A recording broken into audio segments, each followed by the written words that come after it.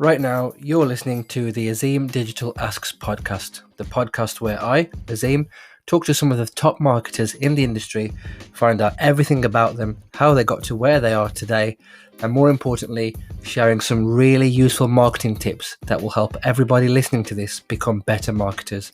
Stay tuned for another great episode.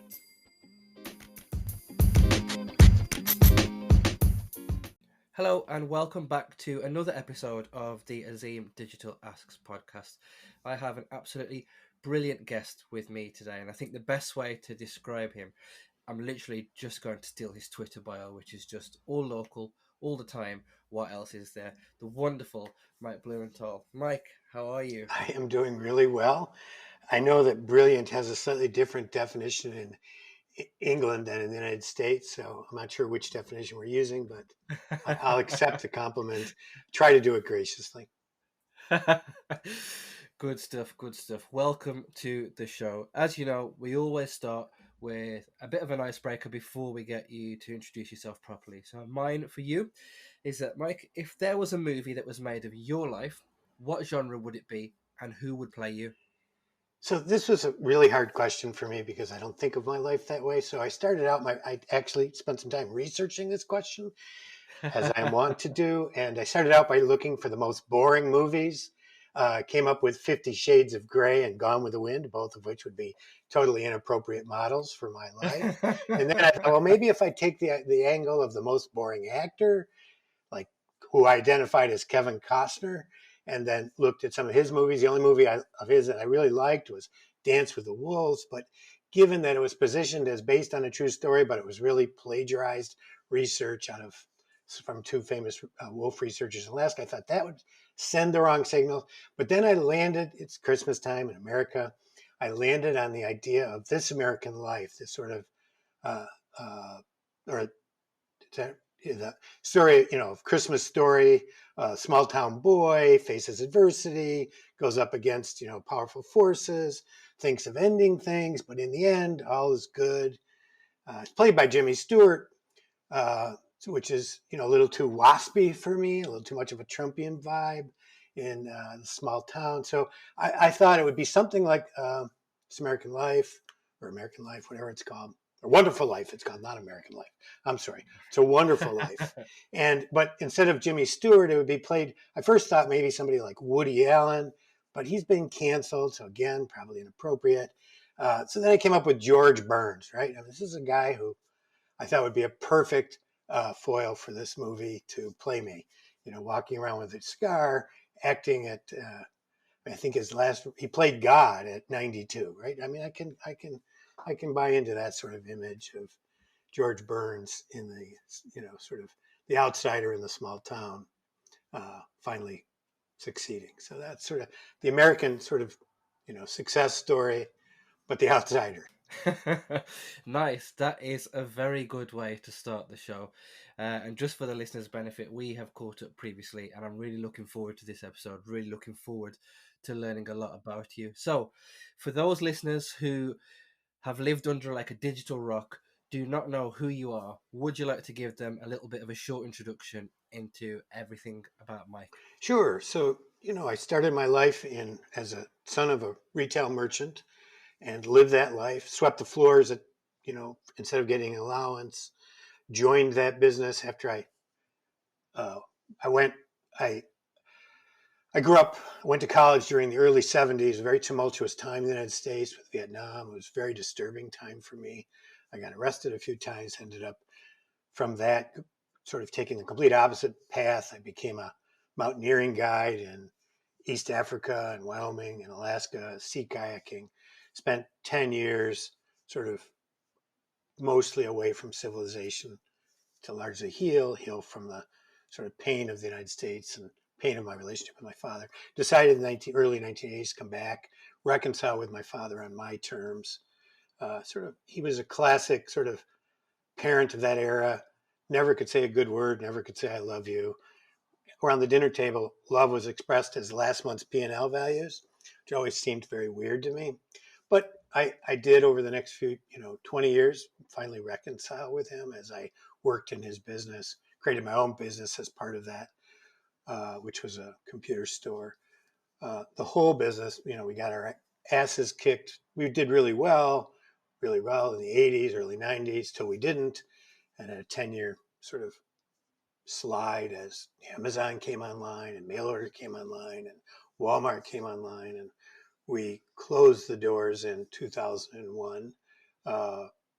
Very difficult, obviously, 50 employees and 60 years in business was a very painful moment for me.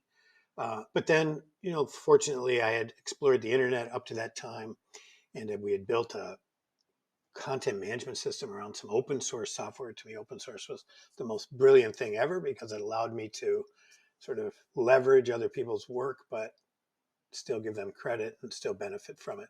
So we built an open source web development package in the late 1990s, early 2000s, and that became the business I was in, building fairly large websites for not-for-profits within a 50, 60-mile radius of this very rural area where I lived. It became obvious to me that they probably weren't going to do great for the business, but there was a lot of interest in building websites, and it became obvious that the only way they would do well was if I learned search engine optimization, which I did in the early 2000s, followed Danny Sullivan and Search Engine Journal, and followed the creation of Search Engine Land. And around 2005, Google came out with their local business listings. And for me, that was a total epiphany. I was so annoyed at the Yellow Pages with their, I needed 9 Yellow Pages to be able to research prospects to get 250,000 people around me. I needed 9 Yellow Page books.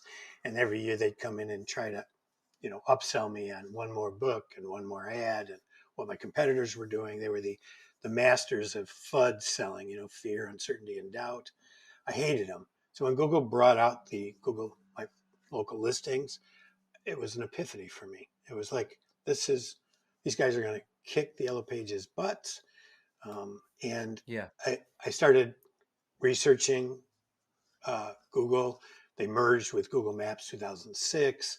I became friends with Bill Slawski and Matt McGee and Greg Sterling at that time because they were the only people that were looking at local. Started writing a blog about it in 2006, which was a very tactically focused blog.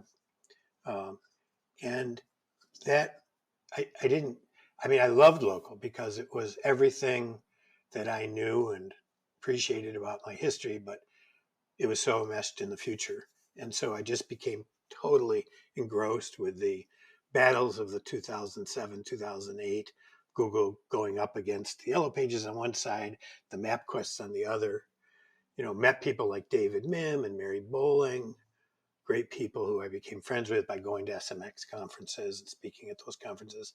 I still didn't get one job in local during that period, but 2010 we started Local U, which was a digital training. Our idea was to bring low cost, in-person web SEO, local SEO training to the hinterlands because most of these businesses that really needed it couldn't make it to New York City. But starting about 2011, I started getting local jobs nationally, internationally, and by 2012, my time had switched from 80%, 90% web work to 80, 90% local work. During that time at Local U, I met Don Campbell. He was one of the early people involved in local at one of the Local U's we did, and he and I and Thomas Hash put together Get 5 Stars, which became Gather Up in early 2013.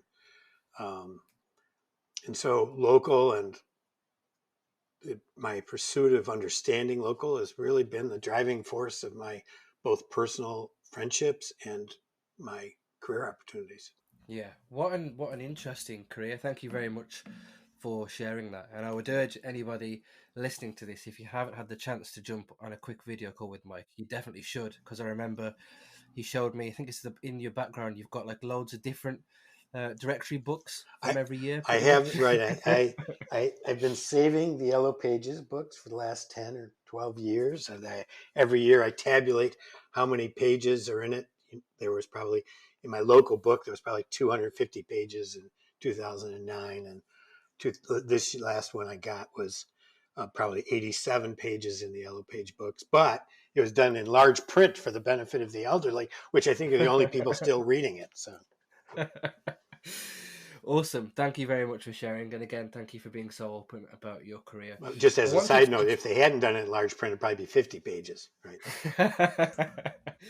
Nice. I just wanted to touch on like the early parts of your career. So imagine that you could say jump into a time machine now, but armed with all of the knowledge you've got.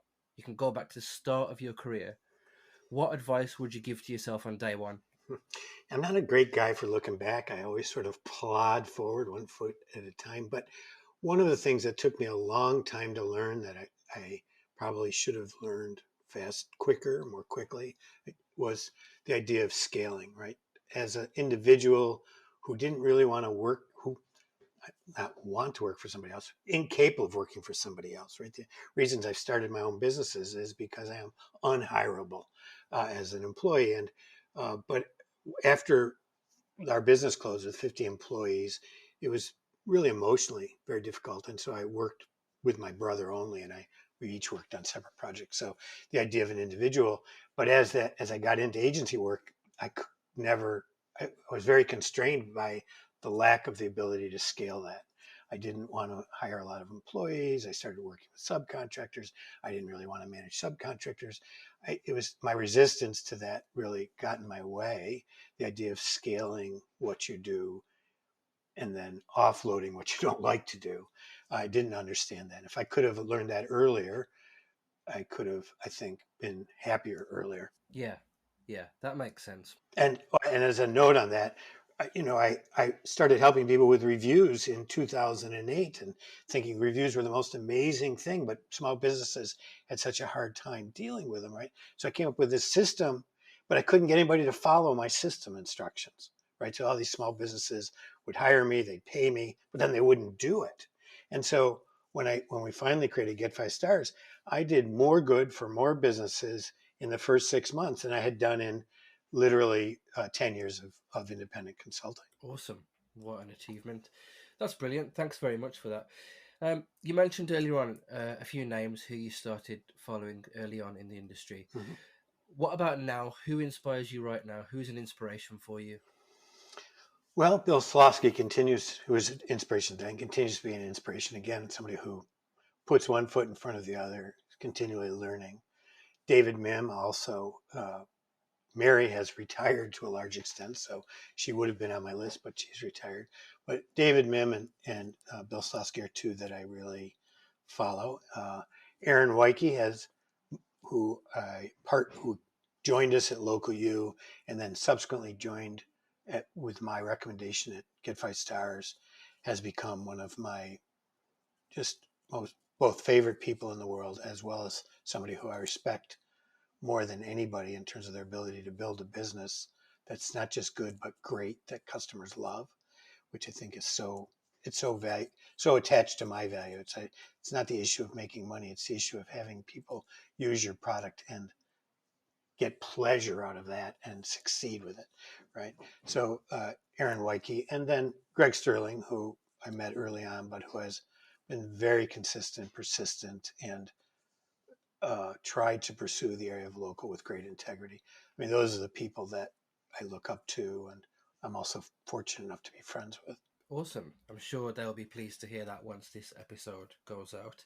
Let's switch tack a little bit then and let's talk about the business. What's the biggest challenge you would say that you've got right now and how are you going to get past that? So I'm at a point in my life where it doesn't matter to me if I fail anymore. It used to matter a great deal, but I've been able to position myself in such a way that um, failure is just one form of success. Success is one form of success. Just getting by is one form of success. I don't take that as much to heart as I used to, and so I basically look at the challenges and figure that the worst case is I fall flat on my face, and that's not such a bad. I've been there, done it. It was very devastating the time I went through it. But what I learned was that there's life on the other side, and so I view challenges differently these days.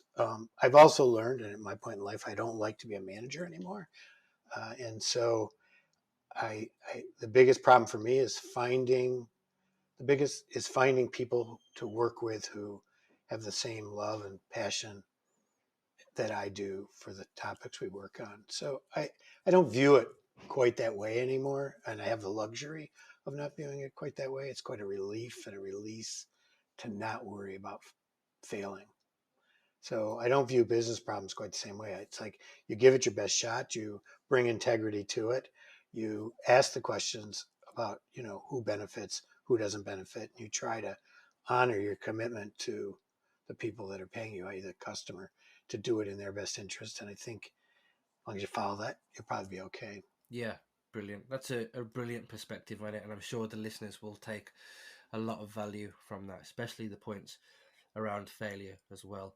And speaking of the listeners, for their benefit, I remember when we caught up and had a quick video call, we were spending a lot of time, probably too long maybe, talking about COVID.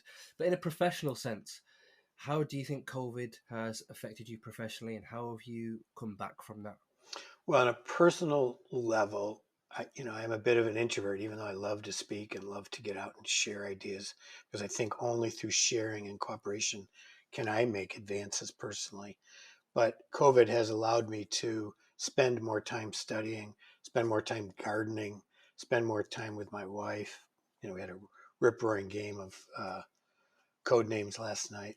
Uh, spend more time on my bike, spend more time exercising. So personally, despite the risks that everybody's facing, it's been good. Professionally, there were some challenges early on with Gather Up in terms of we were very worried about whether our product would still be needed in this time, and uh, there was the big pause, but we recovered from that quite nicely, and we've started growing again, so we overcame that. Um, but then I see all the small businesses, and that's painful for me because they are facing an existential crisis like never before. And we live in a country in which big business is honored by policy and small businesses largely ignored by policy. So the headwinds that small businesses were confronting prior to COVID have only become stronger. And there's very little national and state support for small business to be a vehicle for wealth creation. And so people that have the courage to do it are confronting very difficult times. So that's, sad to watch. Yeah, absolutely. It's not too much different over here as we discussed previously. You mentioned in your answer there about having time to learn, and I wanted to just touch on that a little bit. So how are you learning? What do you do to learn? How do you sort of top up your knowledge of everything that's going on in the industry? I follow a few people and see what's going on with them. But the best learning for me is to deep dive into some local question and explore it for as long as it takes to explore it. So this spring, I did a deep dive into the sentiment in COVID reviews that were coming in for the major businesses that were considered essential and stayed open during the peak of the COVID crisis. So places like Walmart and home repair businesses and those sorts of businesses, Costco. And I was able to analyze how they effectively, through the reviews, how consumers communicated their appreciation or lack thereof. Virtually every business lost some ratings during the COVID period. Employees were stressed, consumers were stressed, but the better businesses rebounded very quickly. And some of them just managed to shoot themselves in their foot. And that was all obvious through analyzing reviews at scale through the sentiment analysis and the tools that GatherUp brought to me. So I was able to use the tool we created to analyze this. So just by taking a deep dive and looking at it, it was amazing to see how you could, and you also could see the political friction in our country around COVID and reviews and how it showed up in so many of these reviews. Yeah, awesome. That sounds really, really interesting. Thank you very much for sharing that. Just going to sidestep a minute, and then obviously everybody knows you're an expert in local. Yeah, just a note on the word expert for everybody who's listening. It means that I'm heads down, look at Google Maps way too much, spend way too much time. Fortunately, I have a current employer who allows me to do that. And I'm 5 minutes ahead of of anybody else. And I'm probably 10 minutes behind somebody like Joy Hawkins, who has really taken on the mantle of Google My Business sort of sensei, right? She's really become uh, really excellent at it. So expertise is a fleeting moment in time. Awesome. Right, I'm going to put you on the spot now. Okay. What do you think is the biggest mistake that people make when it comes to local? Oh, I think it's probably looking for silver bullets when the basics are still really the primary drivers of local. The local algorithm, which came out in 2006, and patents were released in 2008, which I wrote about in that time frame.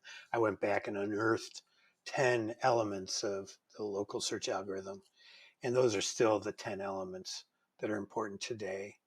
And I think that people think that somehow they haven't done those things well, and yet they're looking for some silver bullet, some that will change the outcome. And so to me, it's a clear understanding of the logic of the system in which you're engaging, maximizing those things that benefit you the most. We've got all that done, tweaking around the edges, monitoring, measuring, but not worrying and not thinking there's a silver bullet. Yeah, absolutely. Thanks very much for sharing that. It's really, really interesting. So, sadly, we're coming to the end of the show, and also we're coming to the end of the year, more importantly. And what a strange year it has been. As the year is coming to a close, what's in your in tray, figuratively? What are you working on right now before 2020 ends? I am working on a couple new business ideas with people I really like. Sort of, my plan is to probably cut back a little bit at Gather Up, and then to work on a few new business ideas. So I'm working on two, or I guess three business ideas at the moment to both in an effort to create value for both the people that work there and for the customer. Um, so stay tuned. Oh, more will be, I'll be making more clear my path, but right now I've got two or three things I'm working on that are all very interesting to me. Nice. And then this part of the podcast, as always in every episode, is essentially like a sounding board for you. So I always say that if we were to swap roles right now, you could be the interviewer. What question would you have asked yourself that I haven't? What would you like to talk about that you've not talked about already? Why, as a culture, and in SEO and local SEO, do we need quote unquote superstars? Ooh, To me, everybody, if they put the time in and effort in, can be really knowledgeable in the field, can communicate that to others, can help others. And there isn't anything that really distinguishes those people that have been so identified from those that are just slogging in the trenches every day. So it really is a question of why, as a culture and as a business, local and SEO does that all the time. yeah, that's a really, really interesting point, and I couldn't agree with you more. Sometimes you will unearth really valuable nuggets of information from somebody who has been in the industry for a couple of years versus somebody who's been in the industry for 5, 6, or longer years. So, yeah, completely agree with you there. I always ask my guests right before they go, should you listen to music while working? What song, artist, playlist gets you in the mood or gets you like super productive? And if you don't listen to music, how do you get yourself into that super productive mode? So I don't listen to music at work. I find it very distracting. It detracts from my concentration. I am a big fan of Americana, particularly the likes of Willie Nelson, John Prine, uh, folk music from the '60s, singer-songwriters. But the one of the things that's very focusing for me is the deadline of a talk. If I have a talk coming up, I don't like to do the same talk. I very rarely do the same presentation twice. And so that's very focusing. The other is coming upon a great question. I love questions, and I love to questions that I can answer with the tools at hand. That's very focusing for me. If I can come up with a great question and explore that from the angles, that really gets me up in the morning, keeps me going through the day, and allows me to focus. But the reality is we all go through phases. And for me, I am a bit of a winter bear in the sense that winter comes, I sort of hunker down. Some might call it seasonal affective disorder. I just call it recharging. So right now I'm in a recharging pattern, waiting Yeah. for the sunshine to come back, waiting for life to return to spring. And over the winter, I just spend my time thinking, and that gets me charged up for the next year. Awesome. What a very interesting answer. Thank you very much for sharing that. And I would ask you, what does that for you?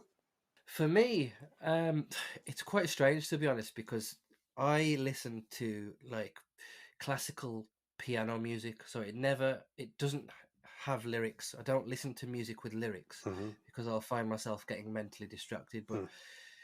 I've tried listening to podcasts whilst doing some really intensive work in spreadsheets and everything else, but I just can't do it because I get too involved in the conversation rather than my actual work. Or vice versa, you get too involved in the work and you can't hear the conversation. Yeah, exactly. Right. So for me, just very easy on the ears, like classical piano music, just so there's some sort of noise in the background. But in fact, one of my previous guests has mentioned there's a website called Coffeetivity, which is just basically like the sounds of a coffee shop in the background, which I've tried working to before, and it's definitely interesting because you do feel like you're in a coffee shop. So I definitely recommend that. Problem with that, Brilliant. the sounds of that, though, as opposed to beautiful classical piano, would be the jarring discontinuity of it, which would be distracting to me. I mean, I work in a small office, as you saw. It's 20 by 20 with nobody else around. It's very quiet. So to me, quiet is the order of the day. And that's how I, would prefer it. But it's interesting. You listen to classical piano. I'll have to try that. Never outside of work, I will add, but just during work time, Mm-hmm. yeah. I just need something in my ears. But yeah, awesome.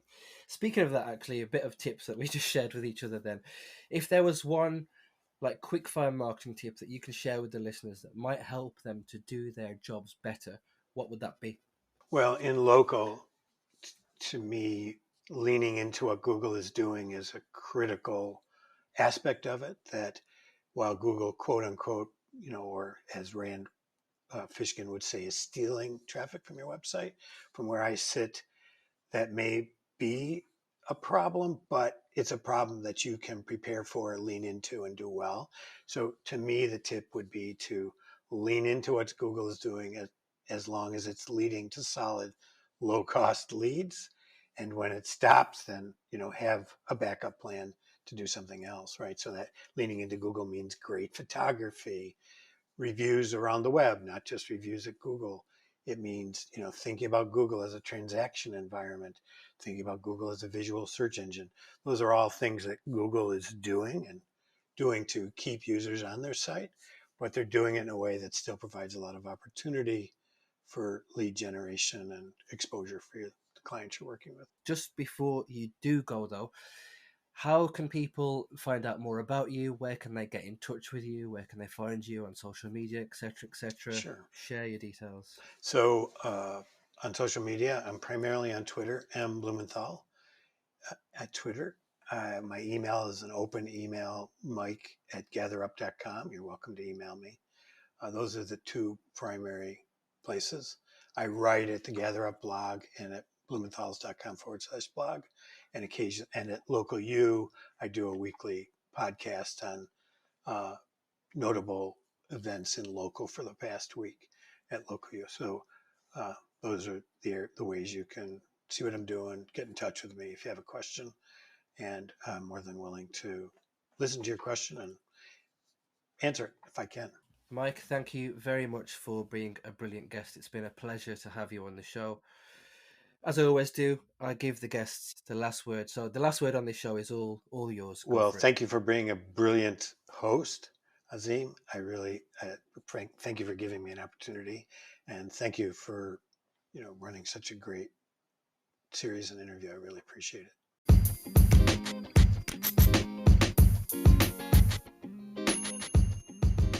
So that was another great episode in the bag. I'm really enjoying hearing from some brilliant people in this industry. If you enjoyed this podcast, please follow me on Spotify. Please leave a rating on Apple Podcasts or whichever platform you are using. Tell a friend to tell a friend, and hopefully see you for the next episode.